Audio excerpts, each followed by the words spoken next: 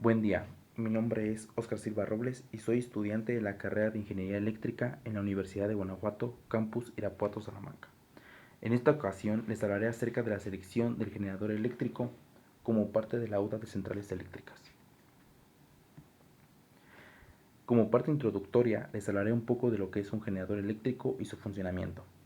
Un generador es una máquina eléctrica capaz de transformar energía mecánica en energía eléctrica. Esto es posible gracias a la interacción que hay entre sus componentes principales, como lo es el rotor, que es la parte giratoria, y el estator, que es la parte estática.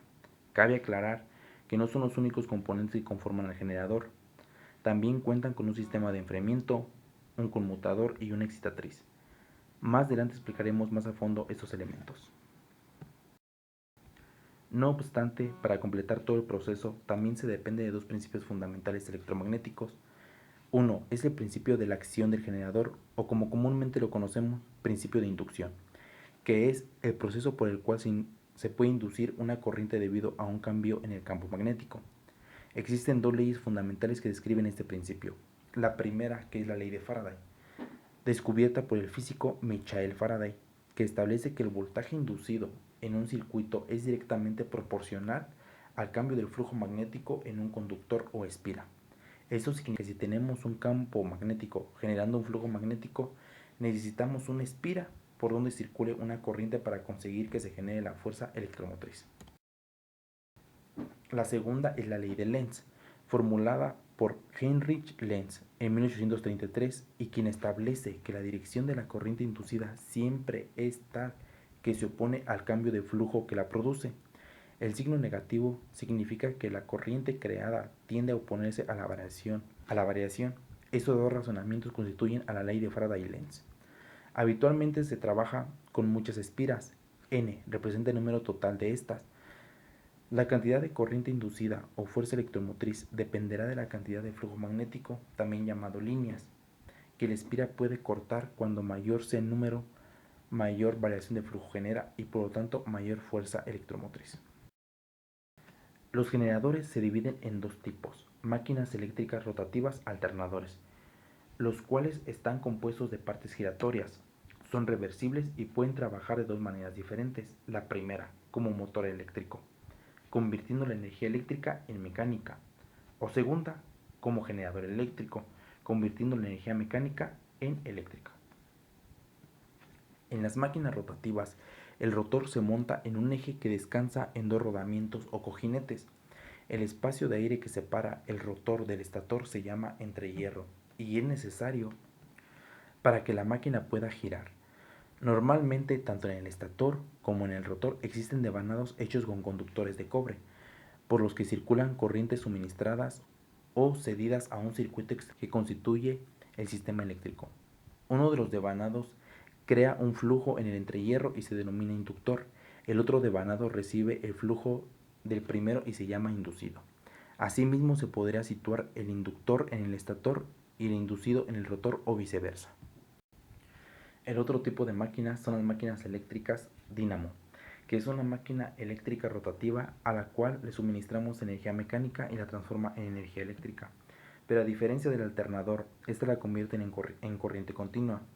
En la actualidad se utilizan muy poco, ya que la producción y transporte de energía eléctrica es en forma de corriente alterna.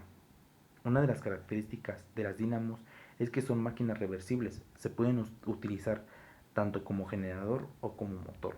El motor es la principal aplicación industrial de la dínamo, ya que tiene facilidad al regular su velocidad de giro en el rotor. Dicho lo anterior, podemos hablar de su funcionamiento. Haciendo uso de la siguiente figura que representa a un generador, podemos explicar cómo éste transforma energía mecánica en energía eléctrica. El campo magnético principal se obtiene a través de un par de imanes permanentes. Observemos claramente en la figura que la cara del polo norte se encuentra justo enfrente de la cara del polo sur.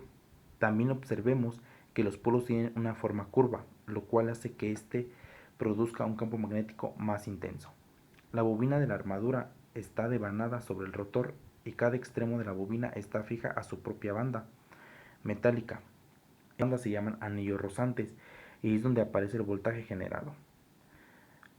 Para conectar el voltaje generado se debe tener una trayectoria eléctrica de los anillos rozantes a las terminales del generador. Esto se hace con pequeñas piezas metálicas o de carbón llamadas escobillas, las cuales se encuentran fijas a los anillos rozantes por medio de unos resortes en la medida que la bobina gira. Los conductores cortan el campo magnético. Esto produce el voltaje inducido en la bobina.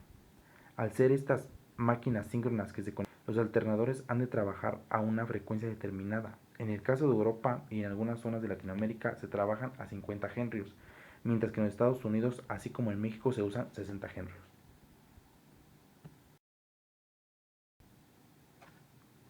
Existen alternadores monofásicos y trifásicos. A diferencia de ambos sistemas, y como su nombre lo indica, es el número de fases. Una fase para los generadores monofásicos, tres fases para los generadores trifásicos. El generador monofásico, al contar con una fase, la potencia total del grupo se aplica a esta única fase. Esto implica que un único equipo o máquina podría consumir hasta el 100% de la potencia total. Además, al contar con una única fase, resulta sencillo controlar la carga que está soportando el generador para evitar sobrecargas del equipo, evitando así posibles problemas o averías. Mientras que en un generador trifásico, al contar con tres fases, la potencia total se divide entre las tres fases. Esto implica que un único equipo o máquina podría consumir hasta un tercio de la potencia total del grupo. Si cualquier equipo conectado supera un tercio de la potencia, causaría problemas graves al generador. Por ello conviene controlar minuciosamente la carga que soporta cada fase para evitar problemas y averías. La estructura del alternador es la siguiente. Consta de un estator, que es la parte fija exterior de la máquina, que está formada por una carcasa metálica que sirve de soporte, y en su interior encontramos el núcleo del inducido, con forma de corona y ranuras longitudinales, donde se alojan los conductores del enrollamiento inducido. El rotor, que es la parte móvil que gira dentro del estator, contiene el sistema inductor y los anillos de rozamiento, mediante los cuales se alimentan el sistema inductor. Y la otra, que es la excitatriz. Los alternadores necesitan una fuente de corriente continua para alimentar los electroimanes devanados que forman el sistema inductor. Por eso en el interior del rotor se incorpora la excitatriz. La excitatriz es la máquina encargada de suministrar la corriente de excitación a las bobinas del estator, parte donde se genera el campo magnético. A continuación hablaremos de los aspectos a considerar para la selección adecuada de un generador eléctrico. Existen varios aspectos que se deben considerar para escoger el equipo correcto. Por ejemplo, 1. Monofásico o trifásico. Según la tensión de la corriente que generan, podemos dividir los generadores eléctricos en monofásicos o trifásicos. Los generadores monofásicos son los más utilizados a nivel doméstico, ya que estos generan una tensión de salida de 220 volts, mientras que los generadores trifásicos son los más utilizados para equipos específicos que nos exigen corriente trifásica, y también lo son casi todos los generadores de gran potencia a partir de unos 15 a 20 kVA. Estos nos generan una tensión de salida de 380 volts. Cabe decir que siempre que tengamos una corriente trifásica podremos obtener una corriente monofásica, aunque no por eso es lo más recomendable usarlo de esta manera.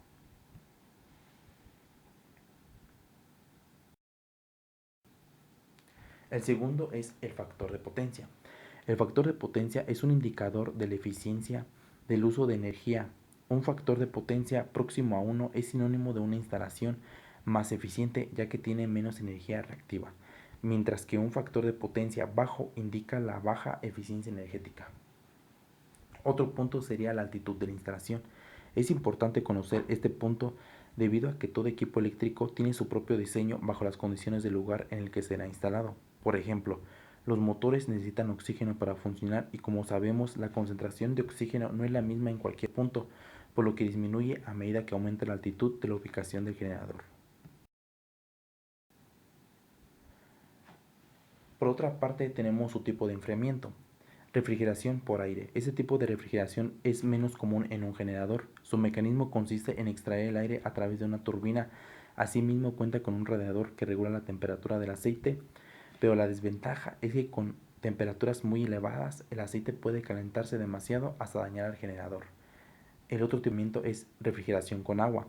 Este tipo de refrigeración con agua es muchísimo más utilizado. Consiste en hacer circular el agua por el interior del generador, haciendo que se absorba al calor del motor y del alternador. Otro punto importantísimo es el panel de control. Esta es la interfaz de usuario del generador y contiene disposiciones para tomacorrientes y controles eléctricos. Dependiendo de la marca y modelo del generador, el panel de control ofrecerá diferentes opciones. Algunas de ellas pueden ser el encendido y el apagado del generador, indicaciones sobre el motor como la presión del aceite, la temperatura del refrigerante, el voltaje de la batería, la velocidad de rotación del motor o la duración de la operación, el medidor de corriente o del voltaje de salida, etc. Otro punto es la frecuencia, que es el número de ciclos cumplidos en un segundo. La frecuencia de la red, como ya lo mencionamos anteriormente, de alimentación utilizada en Latinoamérica es 50 Hz o 60 Hz. Esto depende del país donde nos encontremos. Como conclusión general, tenemos que para la selección de un buen generador no consiste solo en ver el precio o la marca. Va más allá de eso, nos tiene que brindar confiabilidad y debe ser eficiente en todo momento. Sabemos que elegir un generador no es nada sencillo como parece. Se debe estudiar las condiciones a las que se será expuesto, bajo qué presión se va a encontrar.